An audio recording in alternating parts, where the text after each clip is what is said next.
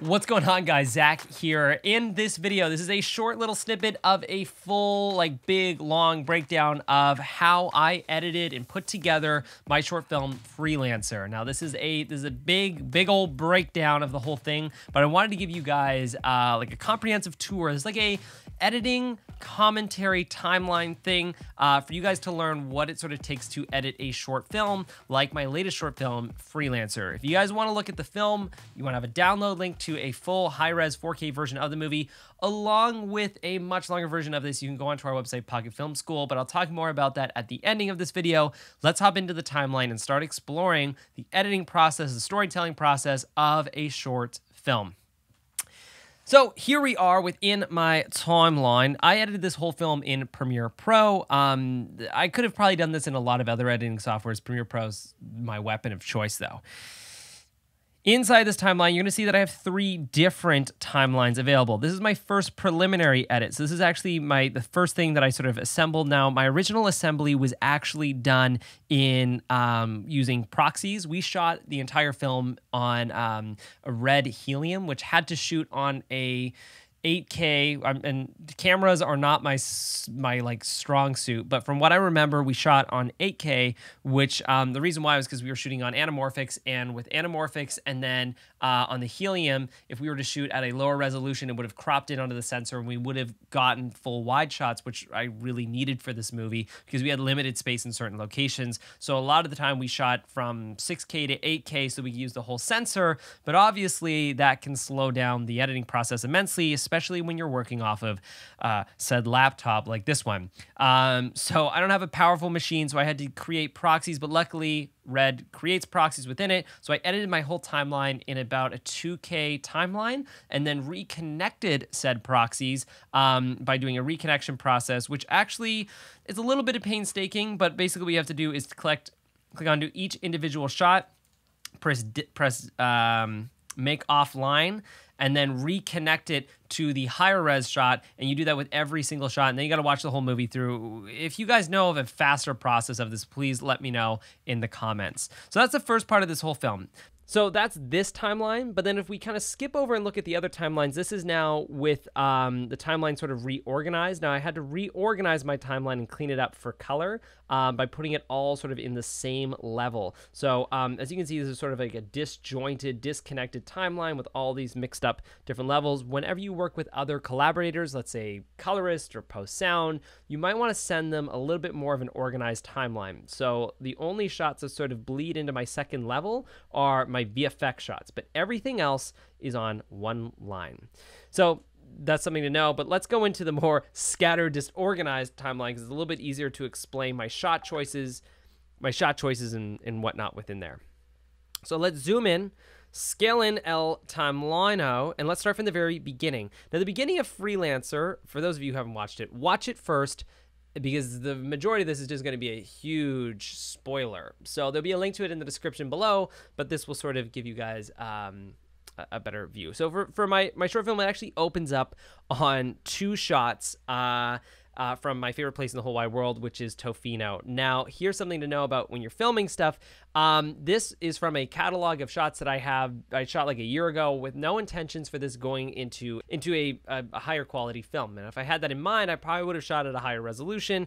But this also shows you that this first shot is the lowest quality shot in the entire movie.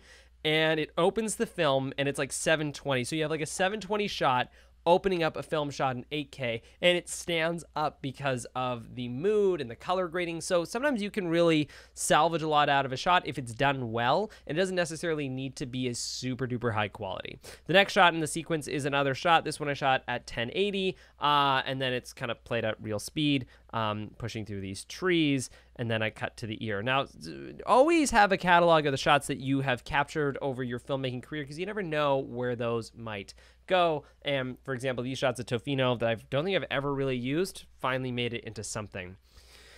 Next thing to sort of take account into is I have this next shot playing out, which I do like a nice scale out. Now, I really utilized the 8K feature part of this. So what did I scale into? I scaled in by 200, and then I do like a slow zoom out, digital zoom out to 100, right to when he does the head tilt down. Now, the reason why I did that creative choice is mostly because I want the audience to be focused in on one thing and then pull away. And I also just wanted to experiment with 8K. So you can tell a lot of story within one shot. Now, the original shot was just a wide shot of him, or like a medium, I guess, it was just like a close-up of his face, and then using the power of scale-ins, I was able to zoom out. So if you shoot at a higher resolution, even if you don't, play around with scale-ins. I would say they can enhance stories so much by literally, like, if it was just this before, it would have been focused on primarily his eyes. But since I was able to digitally scale in, we focus on his ear, which then enhances the story, because now we realize that there's something important about his ear, and I wanted to establish that with the story. Obviously, he's got this earpiece in, which plays a huge part of the narrative. So that's in mind. That's in your brainos. We do a bit of a pan over, and then we go into our first couple shots. Now, again, within this timeline setup, this is before VFX. So we just have sort of the clean plate shot of the phone. But then when the film goes into higher res mode, if we go into 40 seconds, we have the VFX plate with the color grade on top that sort of seals the deal. So with this, we just sort of did a lock off shot of our cell phone using a chroma key app, which you guys can download. Now, we use this special app. I forget what it's called. It's killing me. But this app was... I'll try and see if I can add a link to it in the description below. But this app that we use has a finger tracker on it. So our character just flipped his finger across it. And then that way it gave our VFX artist, Matt, a little bit more to work with when he was doing the tracking for the app. So when Chase swipes his finger across, we were able to animate it a lot better. We did it as a lock off so that it wasn't so hard to track later on. And then to beef it up in the final cut, what I do is I did a nice scale in to make it seem a little bit more interesting. Again, playing around with that higher resolution. I did a nice zoom in on this to really get the audience's attention. You'll notice that I'm all into those digital zoom ins and scale ins and Ken Burns and stuff. The next thing playing out, we'll go back into I'll call this the crappy timeline because it's the lower res footage. We'll kind of zip ahead and zip through. I wanted to establish the story and start off with the story with him and his hands bloody. Now, the writer and I really wanted to establish, like, what is this world? Who is this character? So within the first series of 3 shots within our timeline, we start with close-ups. And there was a reason for that. I wanted the audience to kind of the narrative inspiration was a slow peel. So we start to reveal more and more within the story, more and more within the film, the further along we go, and therefore we get wider and wider and wider. But for the beginning first series of shots, they're all shot tight, because I don't want the audience to know too much about the character, and I want them to start to build the story out for themselves. So we shot all these sort of tighter shots, and sort of one of the more revealing shots is he's got blood on his hands, and what is this world? What is this thing? And then when he washes it, the camera does like a little bit of a tilt up, and we reveal sort of the most information within this whole movie in this first shot. But we still don't really know where he is, who he is within these first few moments. So as a tip to you guys, when you make your movie, see if you can like start out small and then zoom out. It's a bit of a shooting and editing hack to create suspense and get the audience to start building the world out in their head. And then to sort of make this film feel epic and big, I finally sort of do the grand reveal, which is a nice wide shot of our character exiting the van. Now, the original intent of this shot was like to film under, we had a whole other location, a whole other idea planned out for this setup, but we couldn't get it figured out. So instead we had to shoot in the back lot of where we were filming the interior van stuff. And so our cinematographer kicked butt on this. We literally super decorated this shot. If we zoom in and scale in this, basically we did so much. So we decked out the whole van, which our amazing production designer Jesse worked on and absolutely crushed it. But then also throughout this frame here, cinematographer Dimitri put these lights in. These are Astera tubes, which are like wireless lights that you can control by like a little iPad app. And then so we applied those into the shot. Also, there's one Astera tube inside the van, which are obviously all in the same color. And then we wet the ground to give like a nice little reflection. And then we had the shot on a Dana dolly to sort of do this nice tracking. And then in the final version of this shot, I'll just open up the colored version. What we ended up doing was to give it just a little bit more pizzazz, because I really wanted it to feel super big when we had this. We added in the VFX of like lightning striking in the background, which Matt, our VFX artist, did. And it just, I think, adds a lot to the whole scene. So we have this nice pushover, and we get, see this little anamorphic? See the little anamorphiciness? This is like a little anamorphic, like little pizzazz down there. So let's go back to this wide shot. And this is sort of, again, the grand reveal of everything. So I want a big wide, and the score here is just super rich and loud and in your face.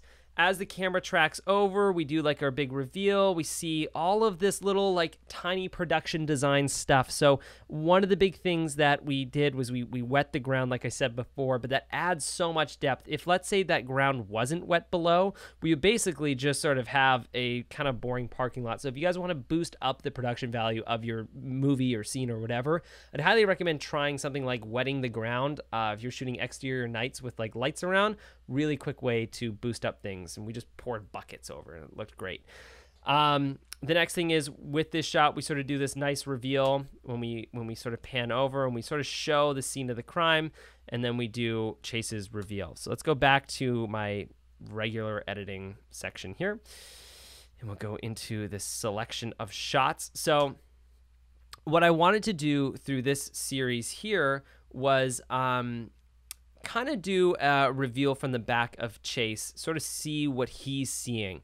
And in the wide, we don't necessarily get a full glimpse, but then as we tilt down, we sort of get a better vision of what's happening. Now, the idea of having this accident by a car was sort of like thought of on the day, in the moment, mostly because we needed to figure out a light source for our characters, as well as telling a bit of a scene or story. And we had a couple ideas playing out, but this was sort of the best scenario that we could play out. And so this scene specifically was just sort of lit by, we had the car's actual practical blinking lights happening, but then we also had another one of those Astera tubes off the side, and that was sort of flashing, giving a little bit of light that was synchronized to the flashing of the car to enhance this scene.